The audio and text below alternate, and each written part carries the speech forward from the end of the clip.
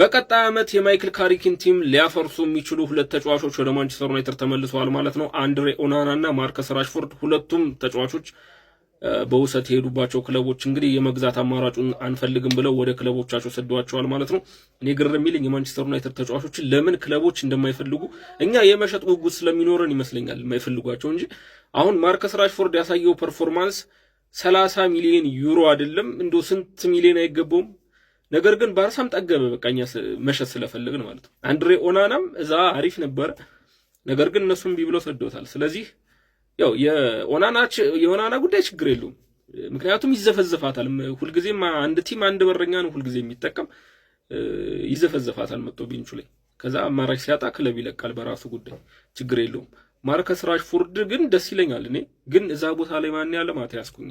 ስለዚህ ማቲያስ ኩኛ ደግሞ እያሳያለው ፐርፎርማንስ ቀጣይ ዓመት የሚደግመው ከሆነ ማለት ነውና ራሺ እኔ ደስ ይለኛል ቢጫወትኛ ግን ጥጋቡ ምናምን ካለቀቀው አሁንም አስቸጋሪ ነው። ቲሙን የመበጥበጥ ነገር ሊኖር ይችላል።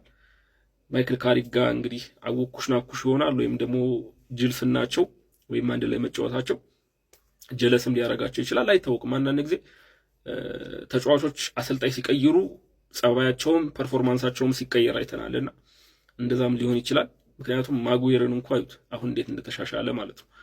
ስለዚህ እስኪና ያለን የሚሆነው ይመሻችሁ።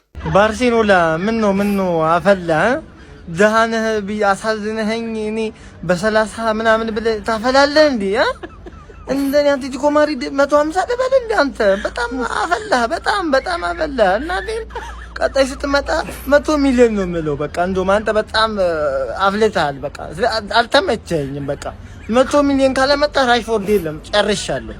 ብሬኪንግ ኒውስ ማርከስ ራሽፎርድ ወደ ዩናይትድ ተመለሰ። አራንገዘውም 30 ያራንገዘውም ከፈለጋችሁ አውሱንና እንደባለፈው እንደ አንድ አመት ምናምን ተጠቅመን መልሷለን እንጂ አንፈልግም ራሽፎርድን ብለዋል ባርሳዎች። እንግዲህ ብሎ ፋብሪዚዮ ሮማኖ ዘግቧልና ማለት ነው። በቃ ምንም ማረጋ ይቻላል። እኔ ስለ ራሽፎርድን እግዚአብሔርን ከማንም በላይ ነበር የምወደው። መጥፎ ነገር ስለ ራሽፎርድ ሳወራ ምናምን ብዙ ሰው እንደ ሌጀንድም የሚቆጥረውም ሰው አለና በጣም ነው የምወደው። ግን አሁን ባርሳዎች ያን ያክል ሞኝ ይመስላችኋል? በ30 ሚሊዮን ማርከስ ራሽፎርድን እምቢ ብለው በ70 ጎርደንን ሲያስፈርሙ የሆነ ልክ ያልሆነ ነገር ስላለ ነው። ልጁ የመጨረሻ ሰነፍ ነው።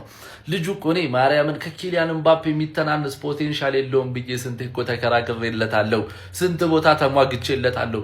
ናቹራሊ አንድ ተጫዋች ይሄ ሁላ ተሰጦ ሊኖረው አይችልም፣ ግን ስንፍና በደሙ ነው። ልጁ ቢግ ጌም ፕሌየር ነው። እነ ፔዤ ላይ ታስታውሳላችሁ ምን አይነት ፕሬሸር ሃንድል አድርጎ ፔናልቲ ሲመታ ፍሪ ኪክ ማስቆጠር ይችላል፣ ስሩ ቦል መስጠት ይችላል፣ ረጃጅም ኳሶችን ክሮሶቹን ታስታውሳላችሁ።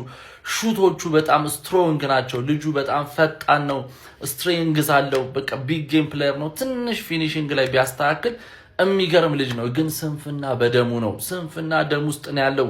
ያለ ኳስ ያለው እንዝላልነት፣ አዲስ ነገር ለመማር ያለው ፍላጎት ምናምን ዜሮ ነው። በቃ ዜሮ ነው እና የማንቸስተር ልጅም ስለሆነ ነው በቃ የነ ዋይኒ ሩኒን ሪከርድ የሚሰብር ልጅ ምናምን ብለን ብዙዎቻችን ጠብቀን ነበር፣ ግን ዲሳፖይንት አድርጎናል። ገብቷል። አሁን እስቲ ኩኛን ባየህበት አይና ራሽፎርድ አሁን ዩናይትድ ቤት ያደገ ሰው ነው።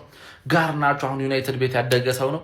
እነ ኩኛና እነ ብራያን ምቡሞ እነ ካዝሜሮን ለክለባቸው ያላቸውን ፓሽን ስታዩት ይሄ ልጅ ደመ ቀዝቃዛ ነው። ስንፍና ከደሙ ነውና ከዚህ በኋላ ብዙ ድር ያለው አይመስለኝም። እነ ባየር ሙኒክ ምናምን ይባላል። ዩናይትድ ቤት በፍጹም ድጋሚ ማየት አልፈልግም። የተፋውን መልስ አትልስም፣ አይሆንም፣ በፍጹም አይሆንም። ዩናይትድ ቤት አብሶ ኮንፈርት ዞኑ ነው። ጓደኞቹ ማንቸስተር ናቸው ምናምን በቃ እንደ በኩር ልጅ ነው ራሱ የሚያየውና ከዛ ኮንፈርት ዞን ወጥቶ ባርሳ ቤት ሞክሮም አልተሻሻለ። ከዚህ በኋላ ብዙ ተስፋ ያለው ተጫዋች አለ አይመስለኝም። እንደምንም ግን በ20 ሚሊዮን እንኳን ብንሸጠው ደስተኛ ነኝ። ኮፒ ሊንክ ሪፖርት ሼር ያደረጋችሁ ሐሳብ አስተያየታችሁን ኮሜንት ላይ ይሜ ጀሞ ራሽፎርድን እንግዲህ ባርሳዎች ከርብተውልናል። የገንዘብ ራሽፎርድ ይናሰብ ምን እናርገሽ? እኔ ይሸጥ ባይ ነኝ። አይ ነው ራሽፎርድ ቤታችን ያደገው እጃችን ላይ የፈነዳ ልጅ ነው ምናምን he was our golden boy ምናምን። ግን እኔ አሁን አንድ ያለንን ኳሊቲ የመልበሻ ቤታችንን ሰላም ይበጠብጣል ብዬ የምፈራው ሰው ነው። አንድ እና ይበጠብጥ የምፈራው ያሳንጆ ነበር። እሱን አስማት መሽገር ብሎታል፣ ከላያችን ላይ ተነስቷል። ስለዚህ እኔ ራሽፎርድን ብንሸጠው ባይ ነኝ።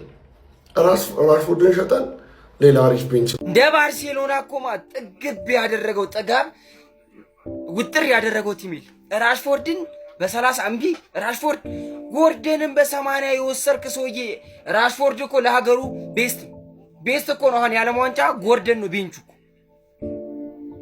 እኔ ባርሳ ግን ጎርደን እኔ አዋርዶ ባየሁ እኔ ሌላ ምንም አልልም። አዋርዶ ባየሁ ማለት እኔ አረ ለራሽፎርድ አይገባም። የራሽፎርድ አሁን እንኳን ስንት ነገር አሳይቷቸዋል። እኔ በመመለሱ ደስተኛ ነኝ። እንኳን ተመለሰ። ካሪክም ሲጀመር ይፈልጓል ዩናይትድ ቤት ውስጥ ማለት ነው። የሚቀረው ዴዲኬተር ነው።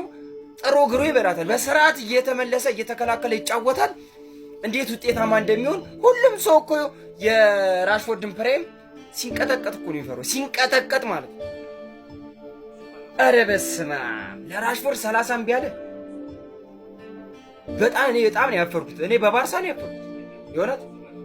አሁን ራሽፎርድ ትመለሳታለህ። አሞሪም አይደለም ያለው ካሪክ ነው። ከዚህ በፊትም ታውቀዋለህ። ስለዚህ ተስማምተህ ከሱ ጋር ትሰራለህ ማለት ነው። ተመለስ ካለ ተመልሰ እየተከላከልክ እያጠቃ የሚሰጥን ኃላፊነት ተወጥተህ ራስን ታሳያለህ ማለት ነው። በቃ ይሄ ነው አሁን ካንተ የሚጠበቀው ይሄ ነው።